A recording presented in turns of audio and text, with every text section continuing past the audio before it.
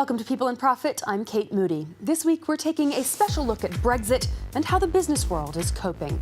6 months after British Prime Minister Theresa May launched Brexit negotiations with the EU, bankers and business people in the UK are worried that little progress has been made and they're still in the dark about what awaits them. The March 2019 deadline for wrapping up negotiations is creeping closer, and a lack of clarity about the future is leading to instability in Britain's business world. London's financial sector relies on access to the single market and visa-free recruitment of the best talent across Europe. But vulnerability in the City of London is an opportunity for other European cities. Dublin, Frankfurt, Amsterdam and Paris are all hoping to benefit from a possible Brexodus. But does the French capital really stand a chance of taking over from London as Europe's financial centre? Claire Pequelin-Williams and Karina Chabour went to find out. Le plus important chantier du monde se trouve à Paris, au rond-point de la Défense. When the first towers went up in La Défense in the 1950s, the area was nicknamed the Parisian Wall Street. 60 years later, La Défense is being cleaned up and renovated, and there's a certain Britishness in the air. On garde la soucoupe dans la main gauche, la tasse dans la main droite, et on boit une gorgée à la fois. Free courses on British manners and how to make tea are on offer. It's a cheeky wink to business people from London. Le thé au micro-ondes, impossible. But since the Brexit referendum in June 2016, not a single British firm has relocated to La Défense. The director of the Business Hub's events agency thinks that will change. We're the only European capital capable of seriously rivaling London in terms of size, economy, the number of businesses and headquarters already here, and diversity. Paris is not alone. Frankfurt, Dublin and Amsterdam are all hoping for their slice of the cake if Brexit forces finance out of London. Mathieu Thomas works for Choose Paris Region, an agency set up by the French government after the Brexit referendum. He's on the phone to his colleagues in the London office of Business France to discuss a firm planning a move to Paris. Tu me confirmes qu'il n'y a pas d'autres villes en lice là? Non. Super. Non. Et ils se rendent compte que pour avoir plus de chances de décrocher de nouveaux marchés, ils ont besoin vraiment de mettre le paquet, de mettre l'ensemble de l'équipe à Paris. Mathieu's mission is to help foreign firms get settled in. Trouver des locaux, les mettre en relation avec Finding office space, putting them in contact with regulators. We also look after families by helping spouses find a job in France and giving them the information they need on choosing the right schools for their children. Since it was opened in November last year, Choose Paris Region has worked with 50 firms. One of them is trying to drum up business in this pharmacy. She lives in London but wants to expand in her native France. Elle fait sans silicone et quand même elle a un toucher très sec en fait. Là on sent quasiment rien une fois qu'on l'a appliqué, mais quand on se lave les mains on sent qu'en fait il y avait bien quelque chose. C'est vrai que moi j'en utilisais avant et À la parisienne.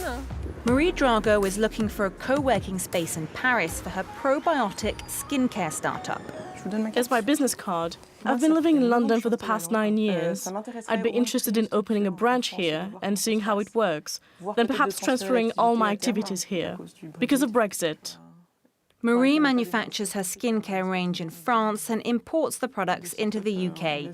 Already, her business has suffered from a weak British pound, and she's worried about import taxes on her products if Britain leaves the EU customs union. Vous avez encore de la place là? On a encore la place. Marie would only be the second entrepreneur to move from London to this co-working space on Paris's left bank. On the other side of the Seine, we meet the first asset management fund to move from London to Paris since the Brexit referendum. At least the weather is the same. L'été n'a pas été un été remarquable. Ça m'a rappelé mes années à Londres. Out of its 19 employees, 14 have transferred to the new head office in Paris. We want to stay close to our clients. We have many clients in the continent, and and most of them are in France. We can't take the risk because we don't want to be in an insecure position with regard to our product and the clients. Britain's membership of the EU single market has allowed the City of London to trade services across European borders. But this passport could disappear after Brexit, cutting a Labour capital off from 95% of its clients. Bertrand Jubeau helped the firm get set up in Paris. He's advising 30 other French companies considering the same move. Paris is actually a strong financial hub. There are a lot of investors in France. It's also because of that that you decided to come home. There's a significant pool of investors, of talent in France. It's interesting to be a part of that, and it's happening because of Brexit. A dozen of his clients are planning to move to Paris by the end of the year. But the French capital is struggling to get big foreign banks and businesses on board. Many are put off by France's reputation for rigid labour laws and a lack of fluent English speakers. France would be proud to host the EBA in Paris. The French finance minister has set his sights on convincing the European Banking Authority to move to Paris. Brexit means it has to leave London. Paris is a prominent and efficient financial centre. But London wants to have the last word. London is open! London is open! I am incredibly proud to be mayor of a city that is so comfortable in its diversity, proud of its history and optimistic about the future. Whether Brexit turns out hard or soft, the British capital is putting on a brave face. In Canary Wharf, best of British concerts drawing crowds of office workers and local residents. Keep going, guys. 0.3 to our 10 seconds. And it's business as usual on this trading floor, despite the fall of the British pound. So as you can see, it's on a downward trend. You can see the big lurch downwards on the 23rd, 24th of June last year, the time of the referendum. This market analyst thinks the EU will suffer if London loses its crown as a global financial centre.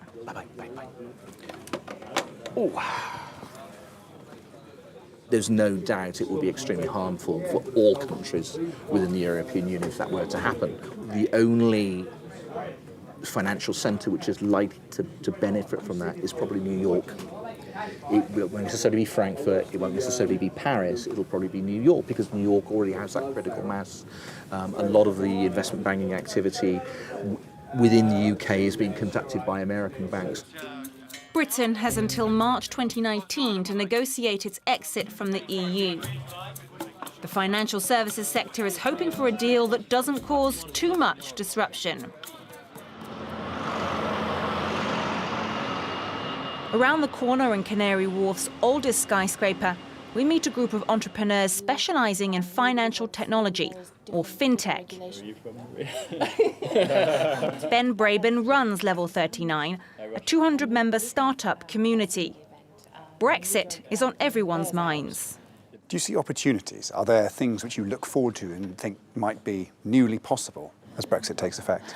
Post-Brexit, perhaps we'll be more open to other relationships like Asia and like the US. I think potentially there's an opportunity there as an independent nation but of course it depends on us playing it right and not turning inwards. We're agile by nature. Yeah. At the end of the day, we have to be agile, and that's just another factor. And we've got access to a massive financial services marketplace on our doorstep. That could change without the all-important EU financial passport. But wholehearted optimism is the order of the day. None of our members have so far expressed a desire to leave London. Of course, there will be some organisations who consider the possibility of establishing more than one base. There are organisations sensibly planning for a range of contingencies. But we find certainly that the appetite for investment and growth in the UK, and in London in particular here in Canary Wharf, is undimmed. Contingency planning in case of a hard Brexit. That's what Alan Fellis is doing. Andy, did you get access to my diary? Based in London's Camden neighbourhood, the French boss says he'll lose talent if European workers are subject to quotas and costly visas. He plans to open a second office in another European city. But he says Paris is still struggling to shake off its image as an inward-looking, unfriendly place to do international business. It's a beautiful city. I love it. I've lived in Paris. I've got friends in Paris. I go back to Paris on a regular basis. It's obviously an important market for Yo-Yo as well. But there's no question of imagining the headquarters of Yo-Yo being in Paris in the near future. That's not really on the cards.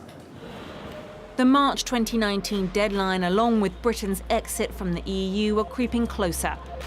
European cities are competing to fill London's shoes, and Paris is not yet in pole position. Now, for more insight into what's happening behind the scenes in London, we can speak to David Buick, markets commentator at Panmure Gordon. David, thank you so much for joining us. It's a great pleasure. Now, you have spent most of your career in the City of London. You were also a very vocal proponent of the decision to leave the EU.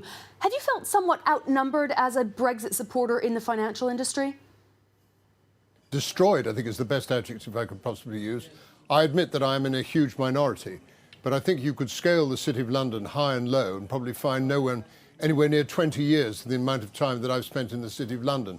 So I've seen activity going all the way back to the 70s with the euro-dollar market, when we attracted over 300 banks into the City of London, and then moving on to the most momentous occasion, which was 1980, which was the time, of course, when the abolition of exchange controls came in, far more important than Big Bang in 1986. So, as they say, I've seen it all, and I just believe that London is a very special place in the world of financial society, and I don't believe that it will be particularly damaged in any way as a result of Brexit.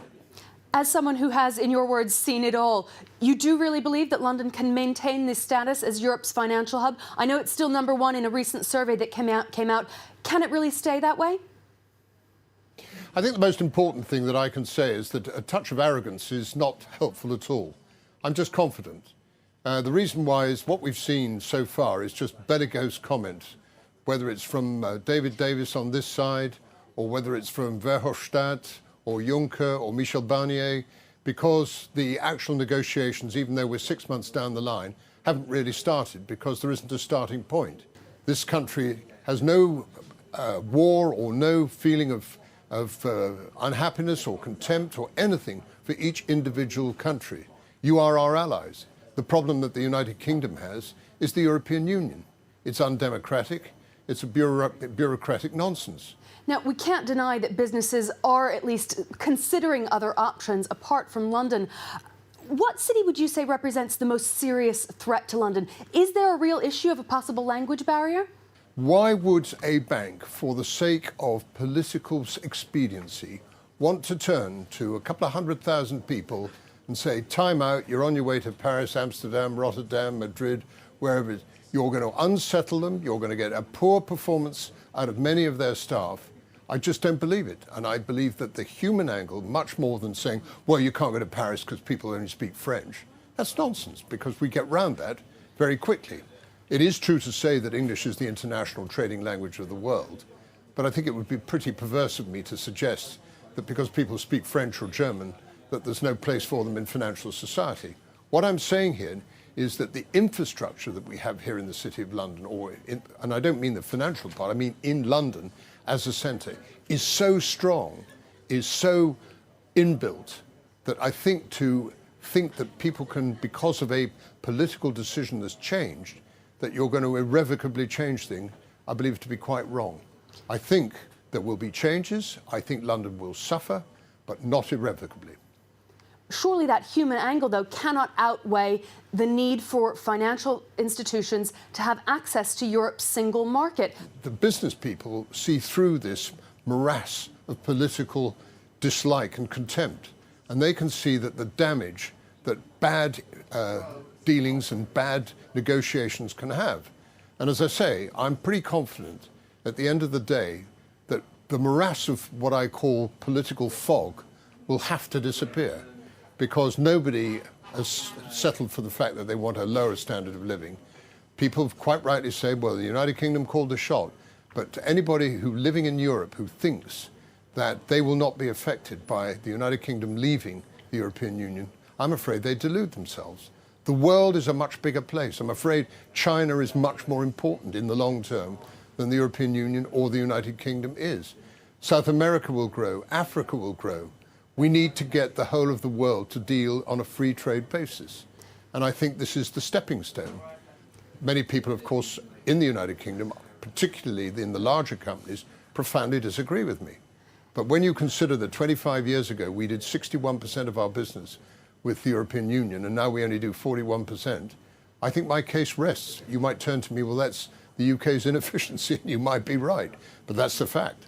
In the 15 months since the referendum, has this situation been unfolding as you thought or hoped it might? What has been the biggest shock for you, and what are you looking for?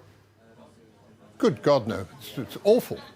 This is not what I had in mind at all, because I thought that when Mrs. May went to the country in June, she would have gone with a sensible set of ideas and a really decent manifesto, and she should have been returned with a decent majority. I think the majority of 100 in the House of Commons was always pie in the sky, but it could have been 60. And I think the whole idea of where we stand in terms of negotiations would have been completely different. I mean, all we've seen is Mrs. Juncker, Barnier and Verhofstadt smile like Cheshire cats, thinking we've got your toast, guys, and we're going to fry you up and we're going to eat you for breakfast. And that isn't a good scene. They may feel incredibly strong. They may feel that they're going to give nothing. But at the end of the day, I hope that Mrs. May comes out with something relatively conciliatory, or something that the European Union can get its teeth to in terms of negotiation, whether what they're going to pay up front, whether it's going to be 20 billion, 30 billion, talk about the rest of it later when you start talking about trade. This is the kind of grown-up dialogue we want. These people are supposed to deal in grown-up writing. They're behaving like children of 5. It's awful. David Buick, thank you so much for joining us on People and Profit. Pleasure. Now, that's it for this week. If you have any thoughts or questions about the stories we've been covering, you can get in touch on Facebook at France24 Business, or you can tweet me at Kate A. Moody. Until next time, thanks for watching.